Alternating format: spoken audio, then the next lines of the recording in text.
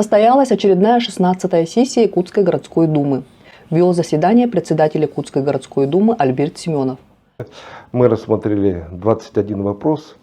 Основной вопрос касался отчета контрольно-счетной палаты города Якутска за 2024 год. Аудиторы и инспекторы контрольно-счетной палаты регулярно участвуют в заседаниях постоянных комиссий Якутской городской думы.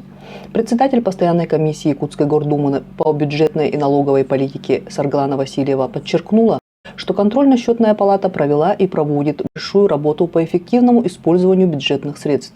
С докладом выступил председатель контрольно-счетной палаты Виктор Ушницкий. За отчетный период контрольно-счетная палата Якутска провела 27 контрольных и 94 экспертно-аналитических мероприятия, проверив более 20 миллиардов рублей бюджетных средств.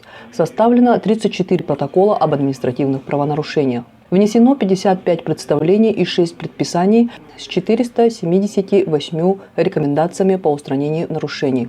Подготовлено 20 заключений по муниципальным программам и 4 заключения по изменениям в бюджет на 2024-2026 годы. На момент составления отчета из общей суммы, подлежащих устранению нарушений и недостатков, в размере порядка 2 миллиардов рублей устранены из этой суммы 89,6%. Оставшиеся суммы нарушений и недостатков, подлежащие устранению, будут находиться на контроле контрольно-счетной палаты до полного исполнения представлений.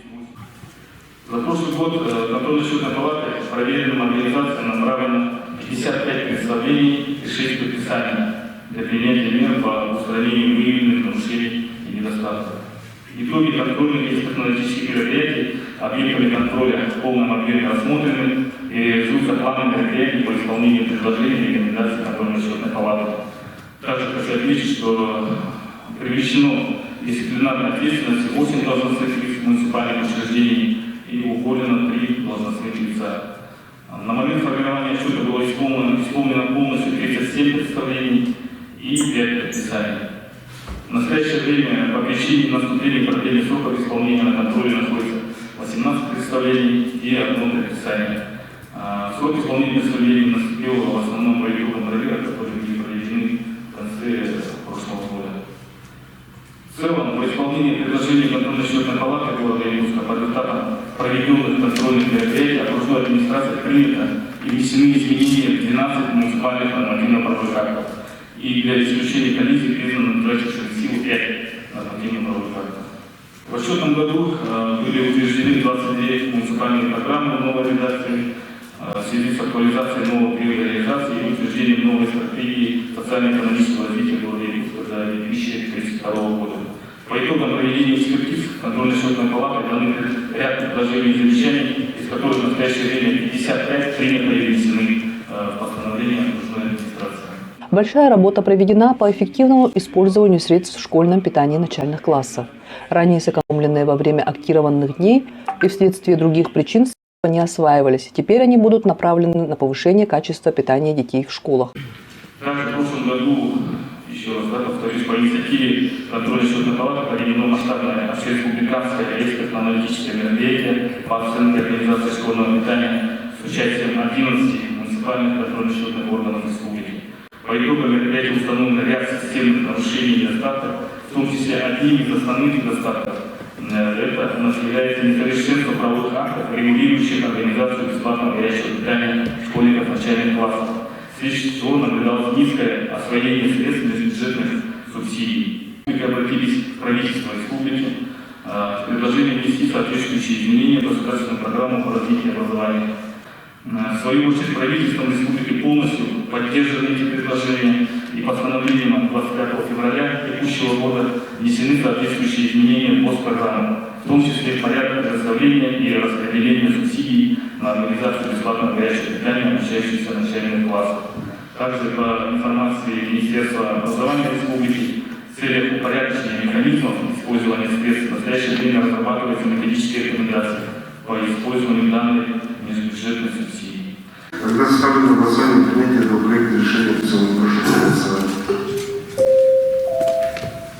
Также мы внесли изменения в нормативные правовые акты о бюджетном процессе на территории города Якутска. Вопросы, связанные с землепользованием и застройкой в городе Якутске.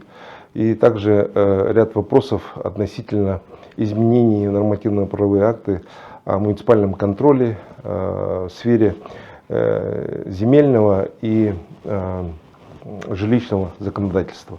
Изменения в правила землепользования и застройки Якутска связаны, в частности, с обеспечением благоприятных условий проживания правообладателей земельных участков, внесение изменений в карты территорий, в границах которых предусматривается комплексное развитие территорий. Жилая застройка предполагается в кварталах 55 и 55А города Якутска в районе Залога. Среди других вопросов, рассмотренных на сессии, был вопрос о присвоении наименований элементам улично-дорожной сети. Решением сессии в селе Хатассы проезду будет присвоено имя Семена Алексеевича Кузьмина, общественного деятеля в сфере развития сельского хозяйства, основоположника Ассоциации фермерских хозяйств Татинского улуса.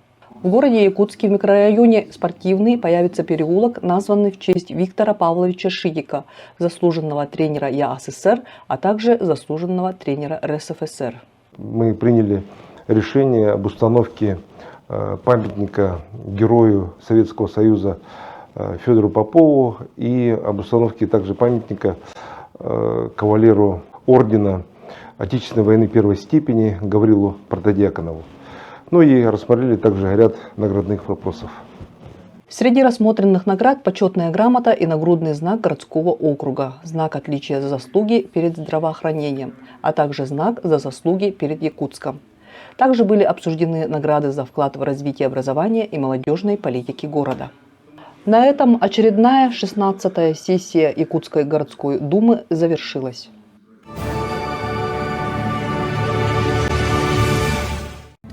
Председатель Якутской городской думы Альберт Семенов принял участие в торжественной установке первой сваи нового здания маневренного фонда в жилом комплексе «Пионерский», который будет реализован в рамках муниципальной программы, направленной на переселение граждан из аварийного жилья в городском округе город Якутск на период с 2023 по 2027 год.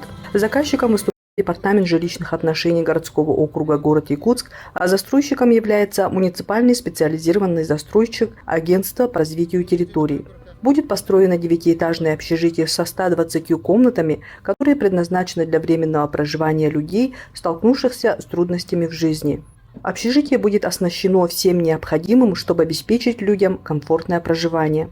От имени Якутской городской думы тебя лично поздравляю с таким знаковым событием, с началом строительства первого маневренного фонда на территории нашего города Якутска. Стоит очень большая задача, чтобы мы к 30 году расселили весь ветхий и аварийный фонд на территории города Якутска. В этом объекте будут временно расселяться люди, которые попали в сложную, трудную жизненную ситуацию, не только, может быть, связанные с переселением из аварийных домов, но и, к сожалению, у нас город имеет большой деревянный фонд, часто случаются пожары в том числе, да, и людям просто негде жить. Поэтому этот маневренный фонд, он не будет пустовать, он крайне необходим городу. И сейчас вот с вводом этого объекта в следующем году, я думаю, что строительство и переселение, расселение из ветхого аварийного жилья у нас ускорится. Глава города Евгений Григорьев выразил уверенность, что общими усилиями будет произведен колоссальный рывок, и тысячи людей улучшат свои жилищные условия. Ведется работа совместно с правительством республики благодаря поддержке Александра Сергеевича Николаева по привлечению дополнительных инвестиционных кредитов. Надеемся, что это нам позволит еще в ближайшую трехлетку порядка 1 600 000 000 рублей привлечь для расселения ветхих аварийных жилья дополнительно. Ну и мы все ждем начала нового третьего этапа переселения с начала 2026 года. Как видите, сегодня даже без наличия этой программы мы не сидим на месте и шагаем навстречу к населению, чтобы решить те проблемы, которые есть у людей, проживающих в ветхом аварийном жилье. Реализация проекта маневренного фонда в жилом комплексе «Пионерский» станет решением актуальной проблемы аварийного жилья.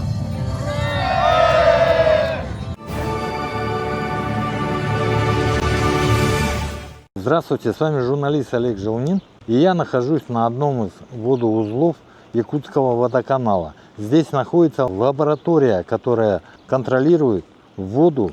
Специалисты этой лаборатории нам немного расскажут, как они берут пробы, как они очищают воду. Лаборатория водоканала.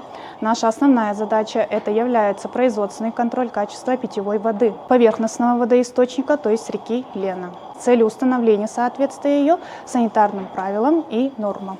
Производится отбор проб с водозаборной станции и с распределительной сети, водоузлы и водоколонки. Далее потом проба привозится, транспортируется сюда, в центральную лабораторию и подвергается анализам. То есть это обязательно органолептические методы анализа по микробиологическим показателям и еще по паразитологическим показателям. Наша лаборатория аккредитована в национальной системе аккредитованных лиц, и контроль качества воды у нас проводится по 80 показателям. Исходная вода, которая поступает с реки Лена на наш водозабор. Цветность ее, я вам скажу вчерашние данные, потому что сегодня мы еще не определяли, составляет 113 градусов.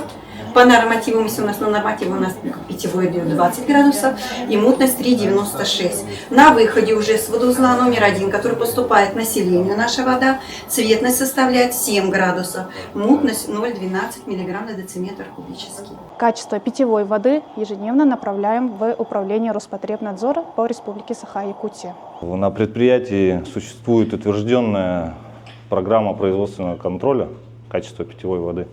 Процесс очистки в городе Якутске происходит в несколько этапов. И в период паводка также еще вводится углевание воды.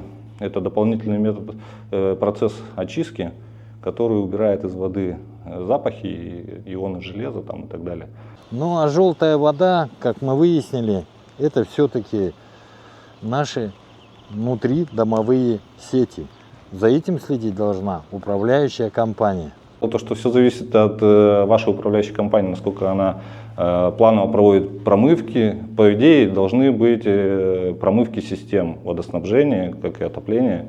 Водоканал эти промывки регулярно производит. Мы за свои сети отвечаем. Если ваша управляющая компания также делает, то, я думаю, проблем никаких нет. Спокойно можно пить из-под крана.